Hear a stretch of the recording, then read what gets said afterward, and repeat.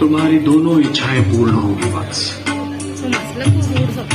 तुम्हारे इस शीश का कभी अंत नहीं होगा।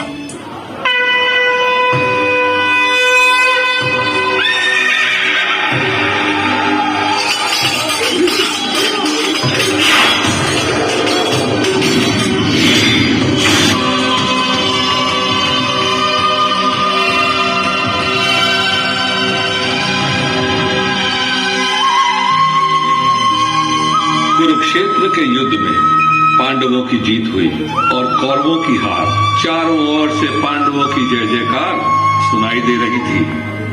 पांचों पांडव इस युद्ध का श्रेय स्वयं ही ले रहे थे।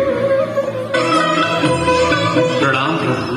हे शीशदानी, तुम्हारे ये पांचों पितामह इस बात पर विवाद कर रहे हैं पुत्र कि इस युद्ध में विजय किसके कारण प्राप्त हुई। इस युद्ध का नायक, इस युद्ध के एक ही महानायक हैं, मेरे गुरुदेव श्री कृष्ण। मुझे तो पूरे युद्ध में गुरुदेव श्री कृष्ण और उनके सुदर्शन चक्र के सिवा और कुछ नहीं दिखाई दिया। हे शीशदानी, इस युद्ध ने अन्यायी कौरवों को दंड दिया, पांडवों को हस्तिनापुर का राज्य दिया, मानवता को शांति दी, किंतु इस युद्ध ने तुम्हें क्या दिया पुत्र। हे नारायण, ये आप भली भांति जानते हैं, मुझे अपने कर्म का कोई पुरस्कार नहीं चाहिए। हे निष्काम कर्मयोगी, तुम्हारे कर्म का पुरस्कार तो मैं तुम्हें दूंगा। कलयुग में तुम मेरे ही नाम से जाने जाओगे और मेरी सारी शक्तियां तुम में निहित होंगी।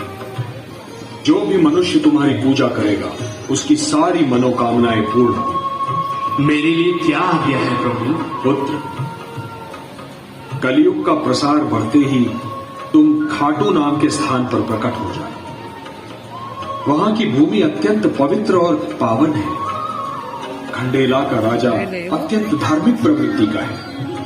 जब तक ये पृथ्वी है पुत्र, जब तक सूर्य चंद्रमा है, जब तक ये सारे नक्षत्र हैं, तुम लोगों के लिए पूजनीय और वंदनीय होगे।